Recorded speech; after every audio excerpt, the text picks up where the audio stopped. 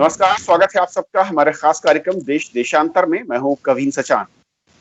देश देशांतर में आज हम बात करेंगे एक बहुत ही अहम मुद्दे की। ये मुद्दा है हमारे बुजुर्ग आबादी का। इस समय भारत में करीब 10.5 करोड़ बुजुर्ग व्यक्ति हैं और 2050 तक इनकी संख्या करीब 32 करोड़ तक पहुंच जाएगी। अगर पूरी दुनिया की बात करें तो 2050 तक हर 5वां व्यक्ति बुजुर्ग व्यक्ति होगा और भारत समेत 64 ऐसे देश होंगे जहां पर करीब 30% आबादी 60 साल से अधिक उम्र के लोगों की होगी और भारत के 70% बुजुर्ग ग्रामीण इलाके में हैं।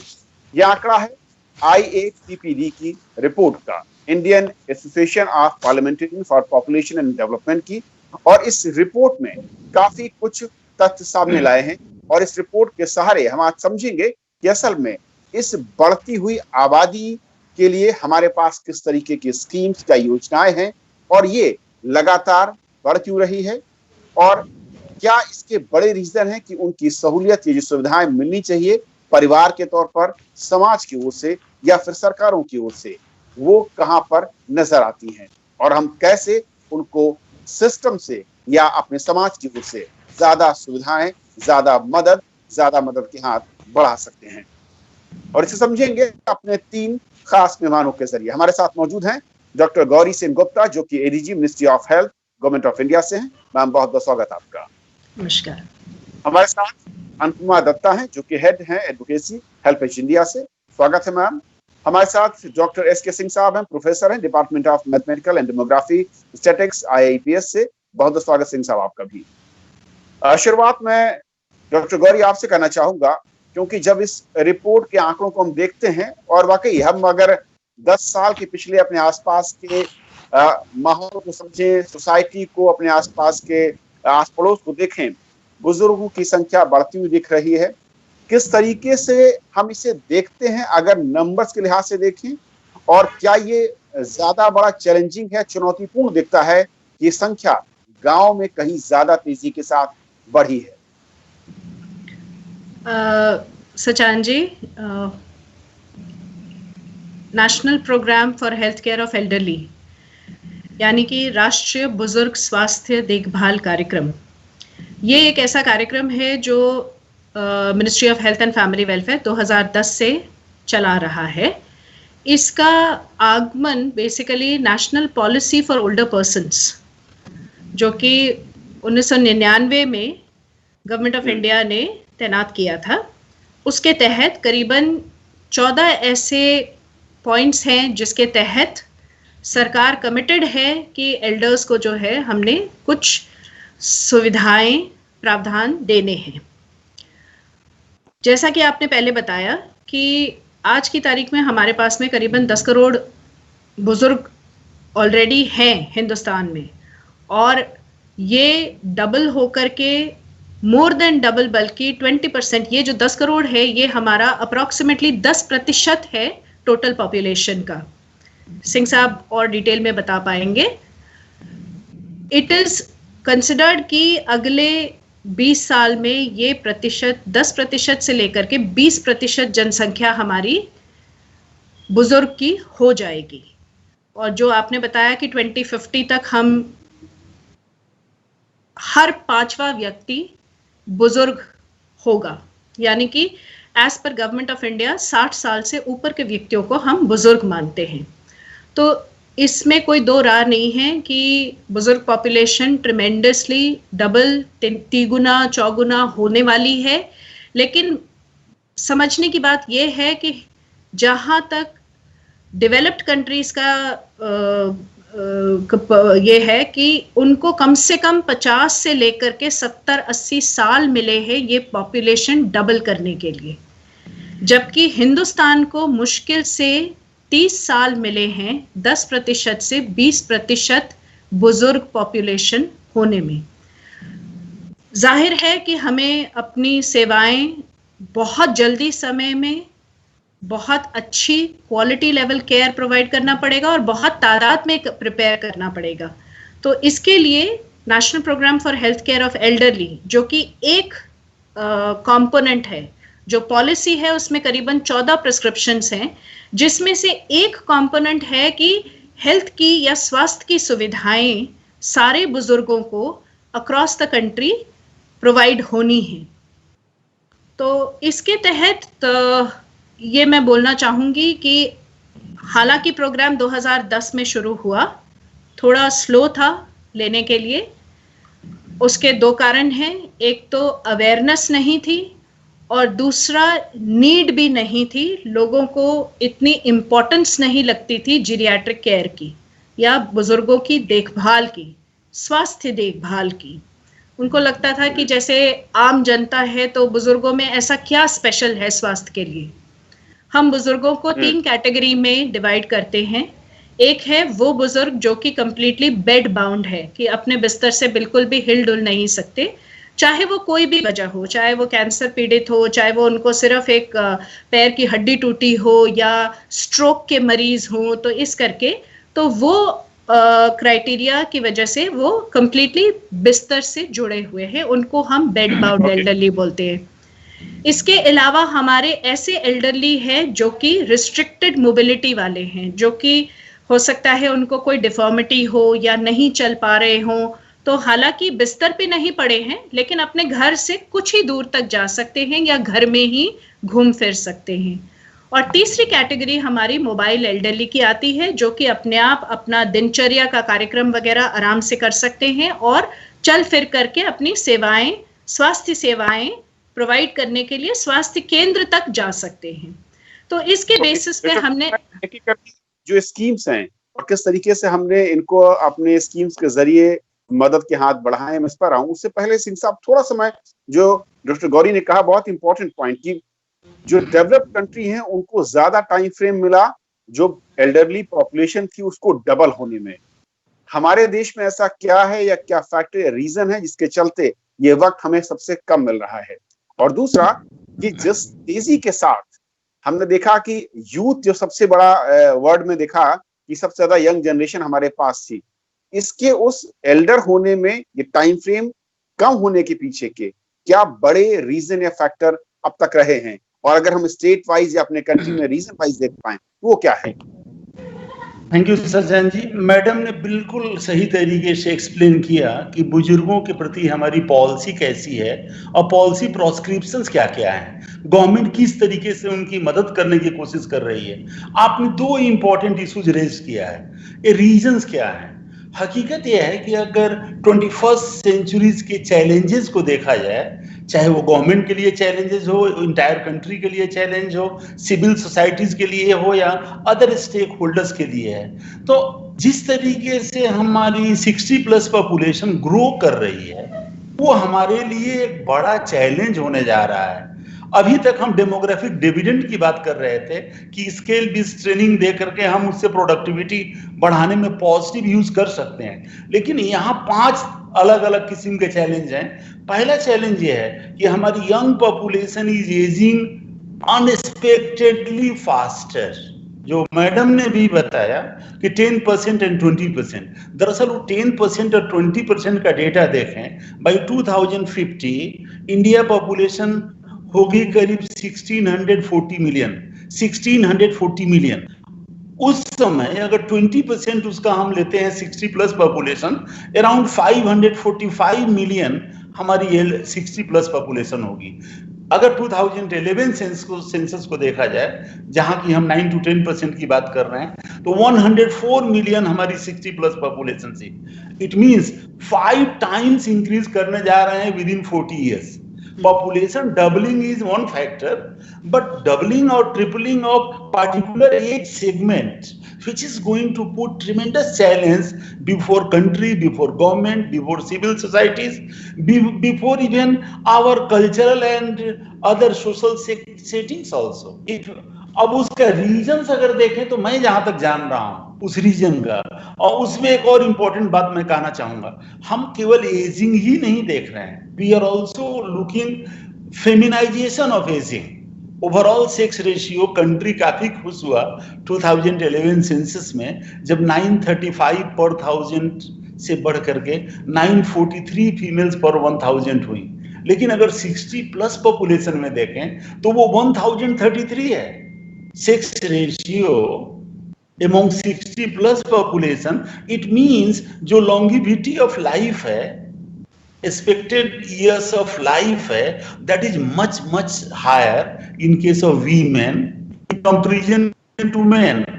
अगर इसी को एक थर्ड एंगल सोशल एंगल से देखें, सोशल एंगल सचान साहब, सिंगल फैमिली हाउस होल्ड इस कंट्री में सिंगल फैमिली हाउस होल्ड कितने हैं?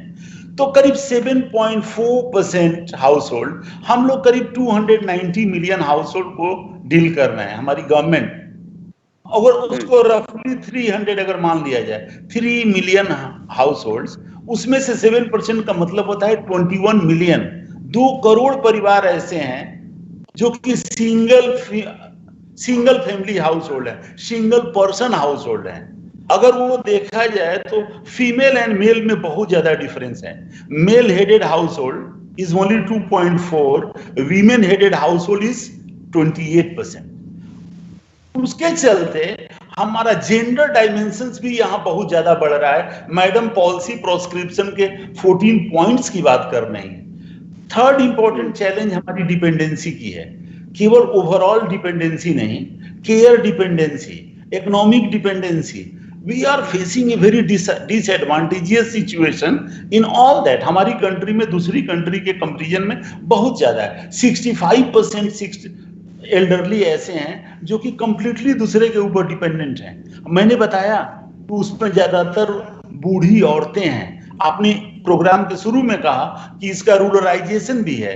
रूरल एरियाज में 70% हमारे एल्डरली हैं। अगर उसमें देखें 65% ऐसे हैं जो कि कंप्लीटली दूसरे के ऊपर डिपेंडेंट हैं, इकोनॉमी के लिए, सोशल सपोर्ट के लिए। मैं तीसरा एस्पेक्ट आ रहा हूं, हेल्थ केयर। 69% लोग ऐसे हैं जो कि अपने को फिट नहीं मानते। कुछ दिन पहले हमारे IIPS ने एक डेटा कलेक्ट किया था WHO सेज के साथ मिलकर के। उस डेटा के अनुसार 69% लोगों को कोई ना कोई प्रॉब्लम है। अराउंड 31% ऐसे हैं जिनको क्रोनिक प्रॉब्लम्स हैं। मैडम आर्थराइटिस की बात कर रही थी, अराउंड 23% एल्डरली हमारे आर्थराइटिस से सफर कर रहे हैं, जिनकी मोबिलिटी अफेक्टेड हो रही है, जो मैडम बता रही थी 3 कैटेगरीज में। तो बेसिकली हेल्थ प्रॉब्लम अलग है, सोशल प्रॉब्लम अलग है, इकोनॉमिक प्रॉब्लम ये है। These are the challenges related to elderly population. आपका सेकंड क्वेश्चन अगर 2 मिनट और मौका दे दें, इसके रीजंस क्या है? बिल्कुल। हम कंटिन्यूअसली हाई फर्टिलिटी से लो फर्टिलिटी की तरफ जा रहे हैं, अर्बनाइजेशन बढ़ रहा है और उसके चलते बहुत सारे लोग माइग्रेट कर रहे हैं रूरल एरिया में पेरेंट्स को छोड़ करके। सिंगल पेरेंट्स इसलिए बढ़ रहे हैं। तो basically low continuously declining fertility, urbanisation and migration, ये हमारे मेजर फैक्टर हैं। और इंक्रीजिंग लाइफ एक्सपेक्टेंसी, अगर वहां देखें तो मेन में average years of life main and women में ऑलमोस्ट 2.5 इयर्स का डिफरेंस है। इंडिया का ओवरऑल देखा, ये सारी चीजें कंट्रीब्यूट करके एजिंग को फेमिनाइज कर रही हैं। इसलिए हमारा चैलेंज और बढ़ रहा है। हमारी इंडियन वीमेन आज भी डेवलप्ड कंट्रीज के वीमेन की तरह नहीं है। हम भले मॉडर्नाइजेशन एंड डेवलपमेंट की बात कर रहे हैं, हम हेल्पेज की मैडम हमारी हमको सपोर्ट जरूर करेंगी इस बात को, लेकिन रूरल एरियाज की जो एल्डरली वीमेन है, जिनकी एज 60 प्लस हो गई हैं, वो जिस एरा में पैदा हुई थी, उस एरा में वीमेन की सिचुएशन बड़ी दूसरी थी। और चेंज होते होते भी वो चेंज अभी तक परपिचुएट होकर के 60 प्लस वीमेन के पास नहीं गया है। ये बहुत महत्वपूर्ण बात है। मैं थोड़ा सा बताना चाहूंगा अनुपमा जी को, सिंह साहब लौटूंगा आपके पास। अनुपमा जी, जिस तरीके से आज जो मौजूदा स्थिति है, लेकिन अगर हम इसको अगले 20 साल या 30 साल के बाद देखते हैं तो स्थिति काफी ज्यादा, मैं कहूं कि ऐसी दिखती है जहां पर चिंताएं बढ़ जाती हैं, क्योंकि वहां पर संख्या वृद्ध लोगों की बहुत ज्यादा होगी। और जो अभी भी आंकड़े, जैसे कि सिंह साहब ने कहा कि 65% ऐसे बुजुर्ग हैं जो कि सेल्फ डिपेंडेंट नहीं है, बल्कि किसी न किसी पर डिपेंडेंट हैं।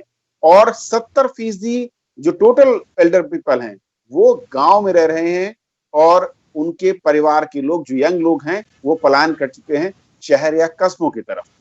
कैसे आप देखती हैं इस पूरे के पूरे, अगर मैं वृद्ध जनों के सामाजिक इस वक्त के हालात को समझूं, और इसकी भविष्य की चुनौतियों को। तो एक्सपर्ट जो हमारे पैनल में है उन्होंने बताया कि वो जानते हैं कि प्रॉब्लम क्या है, वो जानते हैं कि फेमिनाइजेशन हो रही है, वो जानते हैं कि रूरल एरियाज में एल्डरली बढ़ रहे हैं।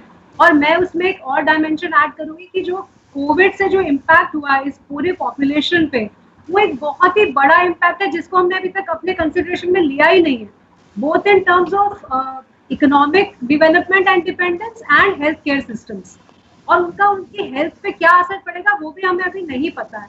तो मेरे हिसाब से जब हम फ्यूचर को देख रहे हैं तो हमें ये देखना है कि पुराने वाले चैलेंजेस तो हैं ही, उसके साथ जो नए चैलेंजेस ऐड हुए हैं, लेकिन उसमें मैं थोड़ा सा सिल्वर लाइनिंग ऐड कर दूं कि जो आज के वृद्ध लोग हैं जो 20 साल में या 30 साल में जो वृद्ध हो जाएंगे, जो 60+ कैटेगरी में जाएंगे, उनमें से बहुत से लोग ऐसे नहीं होंगे कि वो दूसरों पे डिपेंडेंट हो, वो ऐसे नहीं होंगे कि वो सिर्फ अपने बच्चों पे डिपेंडेंट हो, क्योंकि वो आज की जो महिलाएं हैं वो नौकरी भी करती हैं, काम भी करती हैं, और सेल्फ हेल्प ग्रुप में भी अगर आप रूरल एरियाज में देखें तो काम करती हैं। तो वो वैसी महिलाएं भी उस कैटेगरी में जाएंगी, तो सारा कुल मिला के बहुत ब्लीक सिनारियो नहीं होने वाला है मेरे हिसाब से, लेकिन फिर भी चैलेंज बहुत बड़ा है क्योंकि नंबर्स बहुत बड़े हैं। लेकिन जिस तरीके से सिंह साहब ने बताया डॉक्टर गौरी, क्योंकि नंबर्स जब बढ़ रहे हैं और हमारे पास जो कहूँ कि अंतराल है समय का, वर्षों का, वो कम है, तो हमारे लिए दोहरी चुनौती दिखती है कि हम किस तरीके से उस हालात से निपटने के लिए आज तैयारियां करें और उस पैरामीटर को मीट आउट कर पाए जहां पर डेवलप्ड कंट्री ने जो सुविधाओं के लिहाज से, ये योजनाओं के लिहाज से उनके लिए सामने रखा है।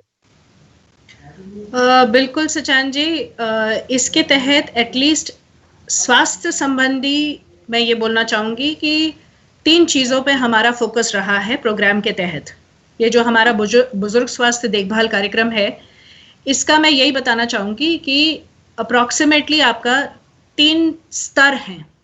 एक हो गया हमारा एकदम प्राइमरी लेवल, जैसे कि सिंह साहब ने बताया, जैसे कि मैडम ने भी बताया, तो हमारी जो गांव की महिला है, कम्युनिटी स्तर पे या जहां आयुष्मान भारत के तहत हेल्थ एंड वेलनेस सेंटर्स बन रहे हैं, वहां पर हम ये कोशिश करना चाह रहे हैं कि जो ऑलरेडी आइडेंटिफाइड बुजुर्ग हैं, जिनमें कि पहले से पता है उनको कि डायबिटीज है, हाइपरटेंशन है, या कुछ ऐसे बुजुर्ग हैं जिनको, जैसे सिंह साहब ने बताया, कि उनको लगता है कि कुछ प्रॉब्लम है हमारे साथ, लेकिन आइडेंटिफिकेशन नहीं हुई है, क्योंकि बुजुर्गों में जनरली एक नॉर्मली दे फील दैट बहुत सारी प्रॉब्लम्स जो हो रही है मेरे साथ, वो हो रही है एजिंग की वजह से।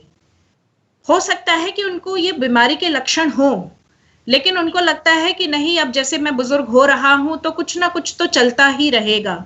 तो उसके तहत बहुत सारे बुजुर्ग हमारे ऐसे हैं जो अपना ना जाते हैं दिखवाने के लिए, ना टेस्टिंग करवाते हैं, ना अपनी डायग्नोसिस के हिसाब से जो है अपनी दवा दारू करवा रहे हैं, या बीमारी के लिए जो है जो भी रिक्वायरमेंट्स है, जैसे बहुत सारे ऐसे लोग हैं जो डायबिटीज हैं, जिनको फ्रोजन शोल्डर है, जैसे ही वो 60+ हो जाते हैं या रिटायरमेंट हो जाती है, इवन अर्बन एरिया में, सिर्फ एक सिंपल सी फिजियोथेरेपी से भी आपको काफी कुछ आपका activities of daily living normal रह सकती है। लेकिन नॉर्मल तौर पे देखा गया है कि बुजुर्ग को लगता है अब ठीक है, चलो 2 सिटिंग हो गई, 4 सिटिंग हो गई, 5 सिटिंग हो गई, अब ठीक है, जो चल रहा है चल रहा है। ये तो क्योंकि मैं बुजुर्ग हो रहा हूं, जिसको हम कहते हैं science and symptoms of ageing, वो कहते हैं कि ये नॉर्मल एजिंग है। नॉर्मली एजिंग के साथ में थोड़े घुटनों में दर्द तो रहेगी ही, थोड़ा सा कमर में दर्द रहेगा, थोड़ी सी पाचन शक्ति मेरी खराब होगी ही, मेरे सिर में जो है थोड़ी प्रॉब्लम्स हो सकती है, थोड़ा बहुत भूल भुलक्कड़ होना तो नॉर्मल एजिंग की प्रक्रिया है। जबकि इस थोड़े से भूल भुलक्कड़ में हम बहुत सारे माइल्ड कॉग्निटिव इम्पेयरमेंट वाले लोगों को नहीं डायग्नोस कर पाते हैं।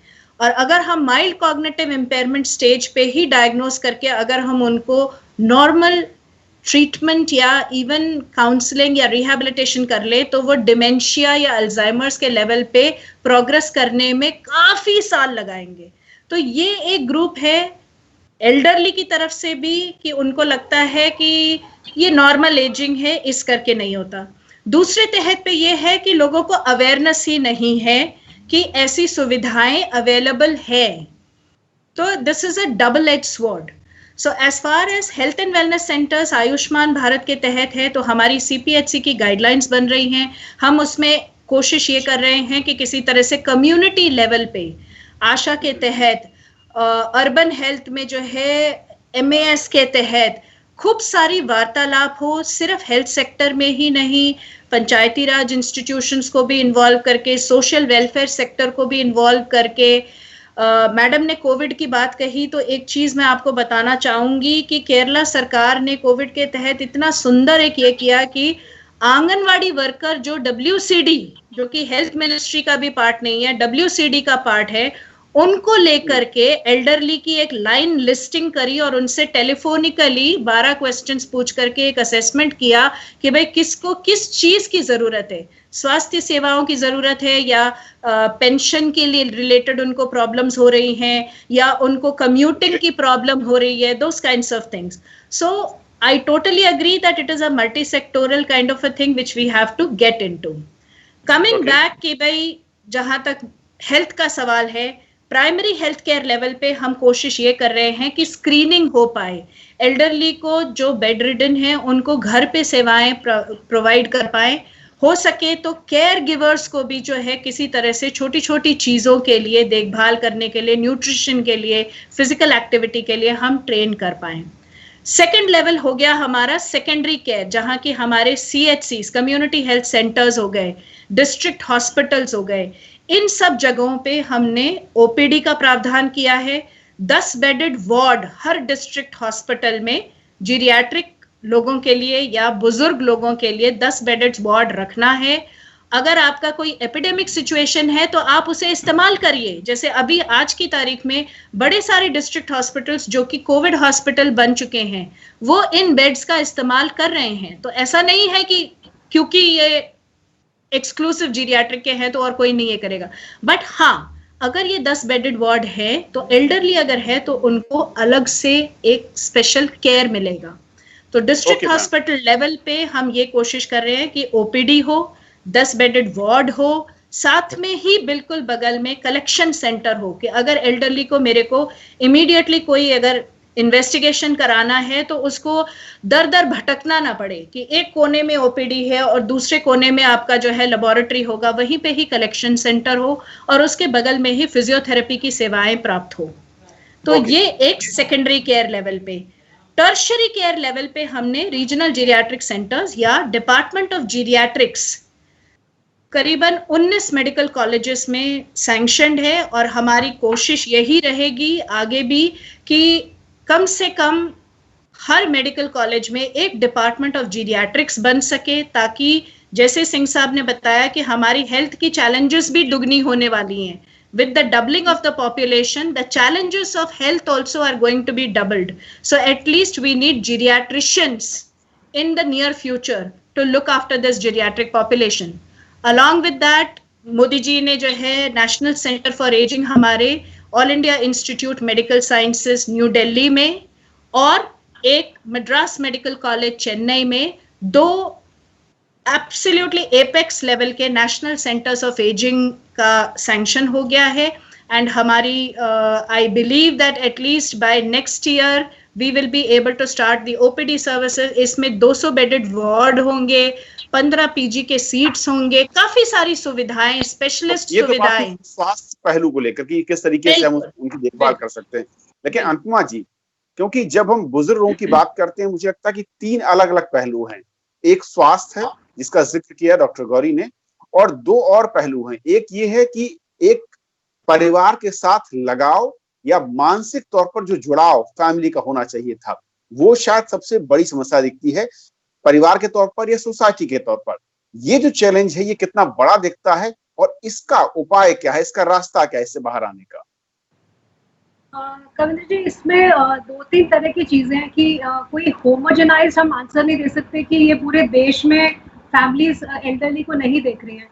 अगर NSSO का डेटा आप देखेंगे तो मोस्टली लोग अपनी फैमिलीज के साथ ही रहते हैं, और Tier 2 और Tier 3 सिटीज में तो ज्यादातर फैमिली जो है, हमने पिछले साल एक सर्वे किया था, उसमें ये पाया कि एल्डरली की केयर जो है वो उनकी डॉटर इन लॉ और सन, वो दोनों मिलके कर रहे हैं। जैसे अगर घर पे खाना खिलाना है और अगर बेड रिडन है तो साफ सफाई का ध्यान रखना है, तो तो daughter in law was doing it, अगर हॉस्पिटल ले जाना है तो सन वाज डूइंग इट। तो ऐसा नहीं है कि फैमिली ने अबैंडन कर दिया उनको, लेकिन हमने ये ट्रेंड दूसरा भी देखा कि जहाँ पे फैमिली उनको अब्यूज कर रही है या निग्लेक्ट कर रही है, उस फैमिली का नंबर भी धीरे धीरे बढ़ रहा है। तो it is something to be worried about and to also start acting on it. हमें तरीका देखना है कि जो ये अच्छी फैमिली वाला मॉडल है वो कम ना हो और वो बढ़े, और जो एक प्रॉब्लमैटिक फैमिली वाला मॉडल है वो ज्यादा ना बढ़े। तो ये करने के लिए जैसे गौरी ने कहा कि हेल्थ केयर फैसिलिटीज हैं जिसमें वो डिजाइन भी इम्प्रूव कर रही है, क्योंकि पहले हमने ये पाया कि डिजाइन वर वेरी बैड। अगर मैं एल्डरली हूँ, अगर मैं अपने खुद से हॉस्पिटल जाना चाहती हूँ तो नहीं जा सकती, क्योंकि मुझे पता ही नहीं चलेगा कि कहाँ पे लैब है, कहाँ पे क्या है। तो फैमिली पे डिपेंडेंस बेवजह हो गया, मुझे घर से किसी ना किसी को ले जाना पड़ेगा। तो अगर वो डिजाइन बेटर है, अगर मेरी जो बस मुझे मेरे घर से हॉस्पिटल ले जा रही है, अगर वो एल्डरली फ्रेंडली है, वो रास्ता एल्डरली फ्रेंडली है, प्रोसेस एल्डरली फ्रेंडली है, तो मैं इंडिपेंडेंट हो जाऊंगी। इसी तरह अगर मुझे पेंशन मिले जो कि सेंसिबल अमाउंट हो, 200 रुपए ना हो, एक ऐसा अमाउंट हो जिससे कि मेरा जनरल भरण पोषण हो जाए, तो फैमिली मुझे बर्डन नहीं मानेगी, इकोनॉमिकली एटलीस्ट। तो वो जो अगर वो हम as a nation, as a society, अगर हम वो काम करें, उनको मतलब इंडिपेंडेंस की तरफ मतलब ले जाएं, कि उनकी डिपेंडेंस, जैसे डॉक्टर सिंह ने भी कहा था कि डिपेंडेंसी है, इकोनॉमिकली वो डिपेंडेंट है। अगर मैं डिपेंडेंट हूँ अपनी फैमिली पे और फैमिली को लग रहा है कि ये तो कोई प्रोडक्टिव मेंबर तो है नहीं, if I am bedridden then I am not a productive member, तो फैमिली को प्रैक्टिकली लगता है कि इसकी सेवा क्यों करनी, बच्चे की देखभाल में पैसा लगाते हैं, उससे कोई फायदा होगा फ्यूचर में जाके। It's a very practical consideration. तो अगर हमारे सिस्टम्स ऐसे हो कि एल्डरली को इंडिपेंडेंट बनाएं, इकोनॉमिकली भी, हेल्थ वाइज भी, तो इसीलिए उसमें प्रिवेंटिव हेल्थ केयर का भी बहुत बड़ा रोल है। I think Gauri will speak about it कि preventive health care, how do we tell people कि आप एक हेल्दी लाइफस्टाइल अपनाइए, ताकि आपको बाद में जाके एनसीडी को फेस ना करना पड़े, आपको कैंसर और हाइपरटेंशन ना हो। तो independence is the basic factor. अगर हम ये ध्यान में रखेंगे तो बहुत सारी प्रॉब्लम्स हमारे सामने नहीं आएंगी, एंड जो आएंगी उनको हम हैंडल कर पाएंगे। वक्त कम है, लेकिन डॉक्टर गौरी अगर कुछ कहना चाहें क्लोजिंग कमेंट बहुत संक्षेप में। अवेयरनेस कैंपेन्स जहां पर भी हो रहे हैं, हम भी हेल्थ में ये कोशिश कर रहे हैं, let us take this high बेचारा attitude out of elderly. You don't stop living just because you have become 60 plus. You don't stop living just because you have retired. So why don't elders also be given awareness as to why do you want to be dependent? जहाँ पे daughter in law सन की responsibility है उनकी देखभाल करने की, वहाँ पे एल्डर्स की भी रिस्पॉन्सिबिलिटी है। वो अभी they have not become, I'm not talking about the bedridden people, but for people who are very good, I am sure LASI study के बाद में we will get to know that how many people are actually okay. They are not on the bed. The earlier NSSO data states that only 8% of the population of elderly is bedridden. That means 92% of the elderly population is still capable of doing at least activities of daily living themselves. So right, let us also train them not to become totally dependent on others. And even if you are dependent, let us also teach them how to be more congenial in the house, keep themselves busy, be involved in the house. We don't sit कि भाई मुझे कोई involve करेगा तो मैं करूँगा या करूँगी. Let me become active on my own. Let me have a purpose in life. I cannot give you purpose in life. I can provide you better healthcare services. But if you don't go to those healthcare services, if you don't feel the need for those healthcare services, those healthcare services are of no use. So it has to be from both sides. तो आज फिलहाल इतना ही। नमस्कार। नमस्कार।